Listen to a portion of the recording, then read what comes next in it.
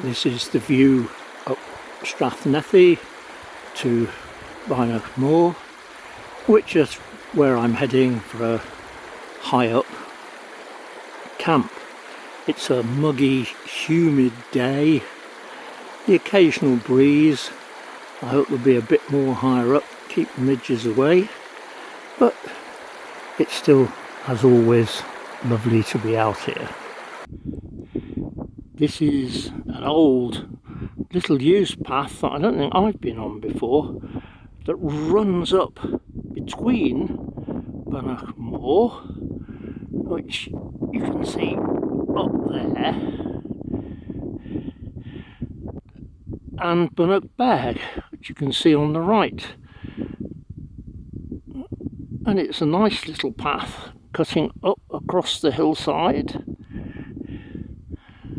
and certainly makes a change from, if I swing all the way back round, there you can see the main path, which is badly eroded at the point where this path leaves it. So, an interesting new little route on Bynack More. I'm now not far below the summit of Bynack More.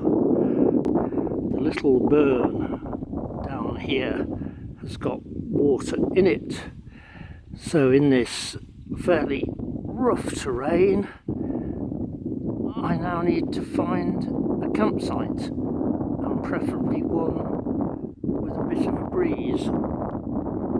And here I am, pitched well above the stream on a nice, reasonably flat site, slight breeze. In the background there you can see a cloud on top of Cairngorms.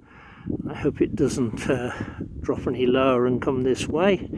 But now to get settled in, go and fill up my water bags and get the stove on. It's dusk and I'm camped not far from the summit of Bynack More. I'm at about 930 metres here. There's a breeze, occasionally a strong breeze, which is mostly keeping the midges away, though I will do up the inner door of the tent tonight, just in case the breeze dies down. Forecast says it will go up. Temperature's 13 degrees in here, so I've got a jacket on and I'm half in my sleeping bag. There's no point getting chilled, it always takes longer to warm up. I've had some soup, as always. I'm shortly going to put some water on and have a, what have I got this time? Vegetable chipotle chili with rice. So we'll see what that's like. I'm using, as you can see, the Akto, Hilleberg Akto tent, and I've brought the Therm-A-Rest Prolite Plus mat, and it does make a difference in here because it's nothing like as thick as an airbed, and that means there's more headroom. And it feels like more space in general. I shall have a look at comparing different mats of different thicknesses in tents for another video. It's something I've been a bit aware of this year, having done a test of quite a few mats for the Great Outdoors magazine, thickest of which I think was not 9 centimetres, which knocks a fair bit off the height of a tent, especially a small solo tent like this one. Well, the sky is clearing now, the mist has been drifting over. Ben McDewey, the only view I had towards it, it was thick mist on top, I couldn't see it at all. Mist on Cairngorms has come and gone. It's just drifted over the top of Bynack More up here occasionally. It looks a bit clearer at the moment. What I do tomorrow will partly depend on whether the cloud is down or not. But this is a one-night trip, so I won't be going too far from here. Anyway, now I shall get some water on and have dinner.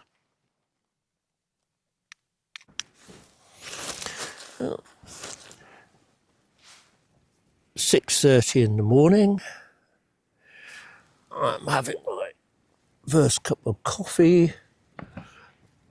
It was a very windy night, and it's still very windy now, which will probably make me adjust my plans for the day. But for the moment, other than the wind, it's a pleasant morning. No sun yet, some high clouds. I slept well, temperature fell to 10 degrees. So overall, a reasonable start for the day. But soon I shall get the stove going again and have breakfast. And after that, head outside and see what the world is like beyond the confines of my little nylon shelter.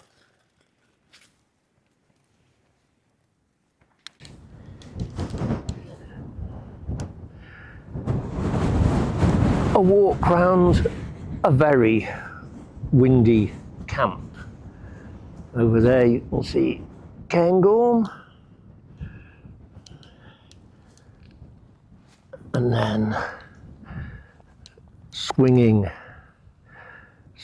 around up there straight into the sun is Bynack More, and there's Bynack Beg, and over there Hilleberg, and then round again to Cairngorms. It's a lovely spot, but the wind is strong and picking up, and I think I'm probably going to go back over Bynack Beg, whoa, and down to Strathnethy and out to Glenmore. The sun may be nice, but this wind is not making standing still easy, so it's not going to make walking easy. I think it's time to go down.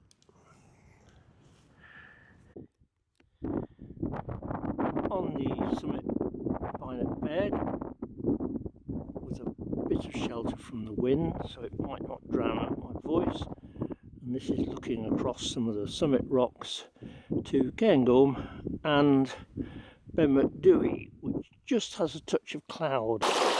I'm downing Strathnethy, and there's still an occasional gusty wind down here,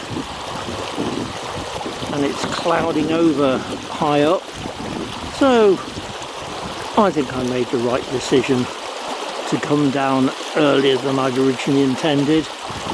It's very pleasant down here, much warmer than higher up. I don't need my wind shirt anymore.